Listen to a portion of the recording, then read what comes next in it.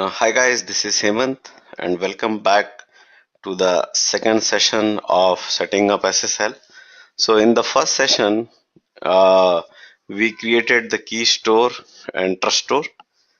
We understood the concepts that the key store holds the private key and the certified public key, and the client it holds the certified public key and the trust store.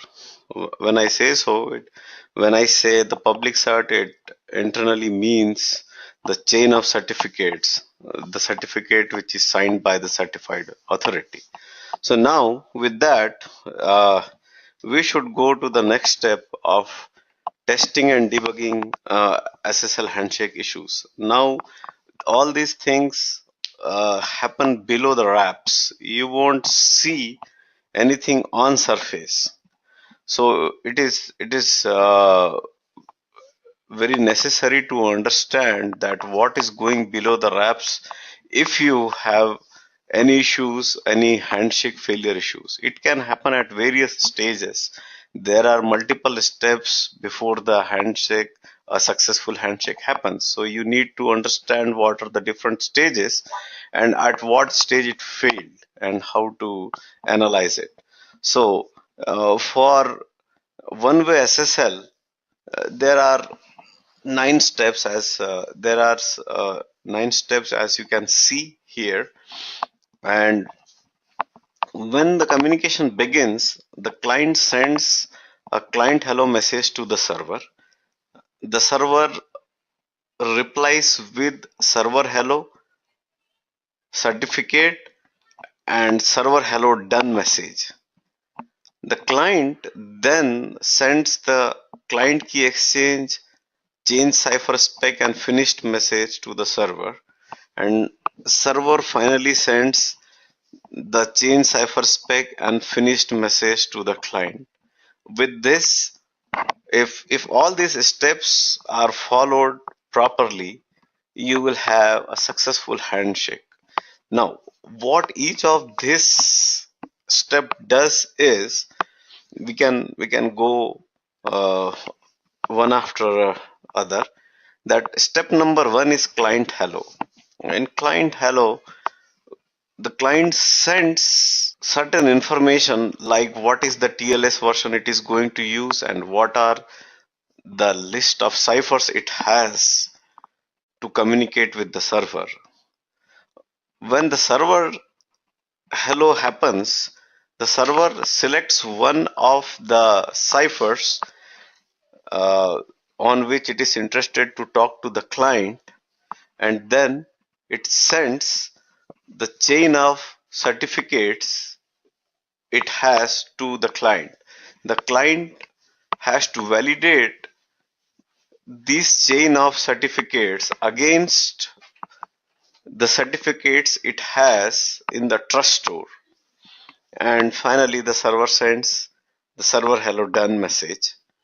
Once client validates the server certificates, it sends the client key exchange message to the server, which is basically quite a complicated step. We will discuss it sometime, but high level what they do is they select a certain cipher to encrypt the message they are going to send to each other, and then client sends the change cipher spec. This basically it tells the server that okay, we have agreed on these points and let's finalize it, let's lock it and start communication. And then it sends the finished message. You will then see a change cipher spec message from the server if it accepts the client's proposal, uh, and then finally a finished message. So this is how the one-way SSL works. As we learned that the two-way SSL is not very different from one-way SSL.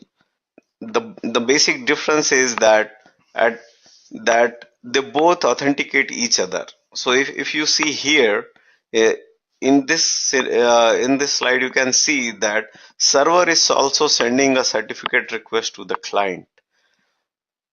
So when server sends the certificate request to the client also sends its uh, chain of chain of certificates to the server, so that server can also validate the client certificates to establish the trust. Rest of the methods or rest of the calls are Okay, same. so let's start with our demo. So if you see, this is this is a test client wherein we are trying to make a HTTPS call to Oracle. Okay, so it is a one-way SSL. Oracle is not going to validate us. It's we as a client, we will ask Oracle for authenticating itself, right?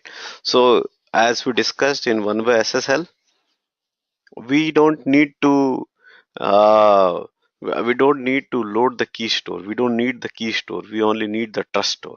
Now you may realize that I never called Oracle and asked their trust store, right?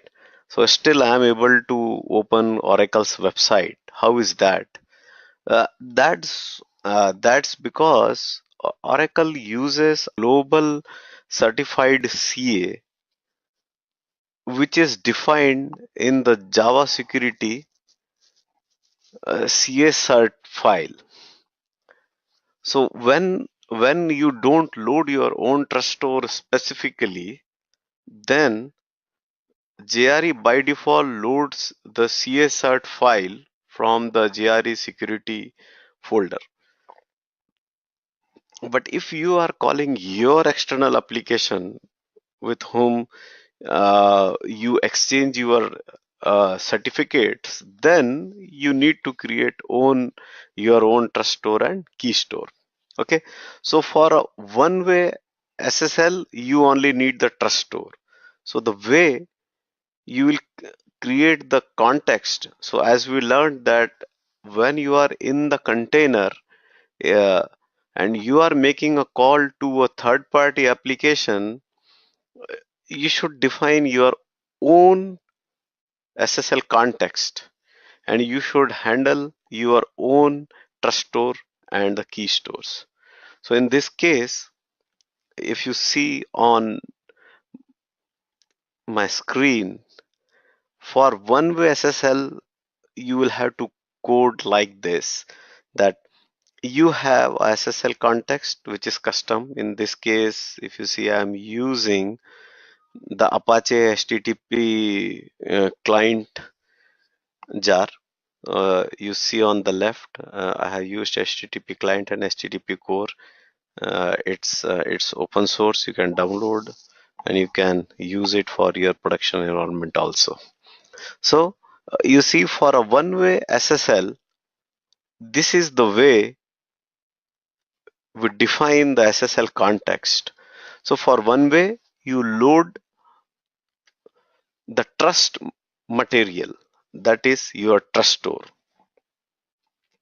Okay, and for a two-way SSL, you need to load both the trust store and the key store. So if you see here, for a two-way SSL, you will create the SSL context with the key store, the, which will hold your private key, and the trust store, which will hold the public key from the client application. Okay, so this is how you should create your SSL context, and once you have your SSL context, then you pass this SSL context to connection socket factory, and there you can define the TLS version you want to use. So as you can see, it is a string array. This is a facility provided by Apache libraries. So you can define any TLS version like TLS 1.1, 1.2, 1.3 as an array, and the HTTP client will take care of making a secured call on the TLS version defined by the external application. So this is something which is a nice facility provided by Apache. But on a high level, you know how to set up the SSL context and uh, what it takes to set up one-way SSL and what it takes to build a SSL context for two-way SSL. And to print the SSL logs, I have made a slight change to the configuration. So if you see here in the configuration, I have passed an additional parameter, that is minus d javax.net.debug equals to SSL handshake. So this argument basically tells the Java virtual machine to print the SSL and the handshake messages. So let's run this client and see what happens. Okay, you can see that there are a lot of messages. Debug log has been printed. Let's pick it up and put it in a more readable editor, and let's go on the top, and you see what did it print. It printed the ignored available cipher suits. So JVM has lot of ciphers, which are, many of them are unavailable, many of them are weak ciphers. So you see here the trust store, this code used was the CSRT. So if you go to this location, if you go to your JRE lib security, you will see a file called CSRT, and this cert has, this particular file has the public certificates which are well known, right? Like you can see here, it is Equifax. I can see VeriSign. Yeah, you see, I can see VeriSign. So this CSRT is a trust store which holds the most popular public certificates. So once the trust store is loaded, then the two applications start talking. So as we discussed, you can see that the client sent a client hello message, and it said that I want to talk to you on TLS v1.2. Okay, and then it sends uh, the list of ciphers it has against TLS 1.2. Okay, there are other things which are irrelevant for this discussion. We can come to it some later point of time. In reply to that, the server sends the server hello message, and it accepts that it can talk to the client on TLS v1.2. If it was not able to, you would have seen an error message right here itself. Then it picks up the cipher suit from the chain of from the list of ciphers client had. So these the communication from here on will be happening on this cipher suit, and after that the server should send a chain of certificates it has. So you see, it sent the certificate chain, and the certificate was issued to Oracle,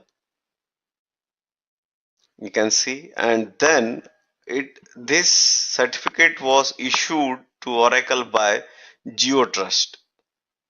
Okay, so let's go to the second certificate in the chain. That should be chain 0, and you can see, okay, there is lot of information you can see, but you see, this is chain 1, and this is the GeoTrust. So this is the signing authority, and this certificate is issued by GeoTrust CA itself. So here in this case, there is two level of CA, or the certified authority. You have only two level. In the first session, we had seen that there were three level of certificate chains, but here it is two. And then after this, you can see that now that the client should validate this particular certificate chain, and you see a message found trusted certificate, and the trust happened at the CA level, and as the trust store on this machine had the GeoTrust Global CA, a trust is established at the Global Trust Global CA level. Okay, so now client has authenticated the server, and then they are ready to talk ciphers next. So these two applications are going to talk to each other using a ECDH algorithm, okay, which is SHA 256 with RSA. Now what ECDH is again a very complicated matter. We will discuss it sometime later, but yes, these two systems agreed to talk on ECDH, and then server hello is done. Okay, so once server sends the finished message, that will mark the completion of handshake, and you will see the close messages, and this means that the handshake has successfully happened. Now in case of two-way SSL, you have to remember that uh, server will also send you a certificate message, and you as a server at that point of time, you also send the chain of certificates you have. So recently when we were setting up a 2 SSL, we found that uh, this certificate chain was empty. We were not sending anything, and we realized that our key store is not properly loaded. So we rebuilt the key store, and once the key store was properly built, we were able to see the certificate chain we sent to the client, and from there on, the handshake happened successfully, uh, and the data was exchanged between the two applications. So I think with this much information, you should be able to test and debug your SSL setup. With this, we come to end of this session, and I hope it was helpful. Uh, and please let me know your comments. Thank you very much.